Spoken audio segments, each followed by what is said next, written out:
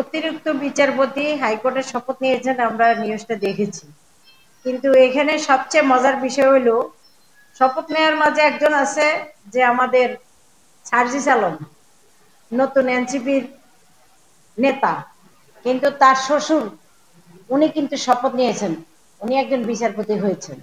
এখন এটা নিয়ে আমার প্রশ্ন হলো, কোটা না মেধা, মেধা না কোটা, এই স্লোগানটা ছিল প্রাণবন্ত হাসিনা পালানোর আগে, ফ্যাসিস্ট পালানোর আগে, যে কোটার বিরোধিতা ছিলাম আমরা।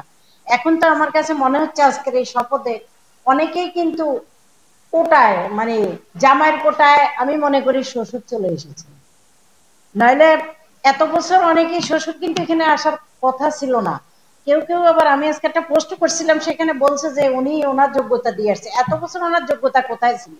এতদিন যোগ্যতাটা কোথায় ছিল? ওনার জামাই, মেয়ের জামাই, তিনি বিভিন্ন জায়গায় উনি বক্তব্য দিয়ে বেড়ান। উনি বলতেছে হাসিনাকে যেভাবে বিদায় করছি, বিএনপি কে হুমকি দিচ্ছে যে বিএনপি কোথায় যাবে, হাসিনা তো ইন্ডিয়া গেছে।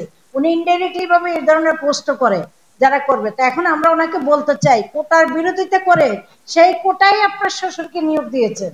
এটা হচ্ছে লজ্জাজনক, আর কি হতে পারে? তার মানে কোটা ঠিক এখনো বহাল আছে, কোটার বাহিরে কিন্তু এখনো বের হইতে পারেন নাই। সুতরাং এই সমস্ত সল ছাতুরি এগুলা যা বাংলাদেশের জনগণ এখন আর খায় না, এবং আমরা এটার বিরোধিতা করি, অভিনন্দন না জানিয়ে বিরোধিতা করি। যোগ্যদেরকে যোগ্য স্থানে দেওয়াই উচিত, আর অযোগ্যদের যোগ্য স্থানে দিয়া মানে ওই যোগ্য স্থানটাই ধ্বংস করা, এটা হলো অযোগ্যদের কাজ। তো সার্জিস আলমের বাবার কথা এই কারণেই বলছি, সার্জিস আলমের শ্বশুরের কথা, উনি এত বছর হলো না কেন? উনি এত যোগ্য মানুষ ছিলেন, এখন কিভাবে হয় উনি? আমরা এগুলো সবকিছুই বুঝি।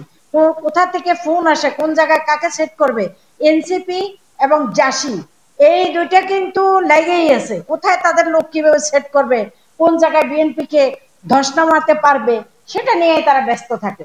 সুতরাং এটা নিয়ে আমরা হতাশ, এবং আমরা এদেরকে, এদের বিরুদ্ধে আমরা বলবো কোটা বাদ দিয়ে যোগ্যতা নিয়ে আসেন, তাহলে সেখানে আর প্রশ্ন থাকবে না।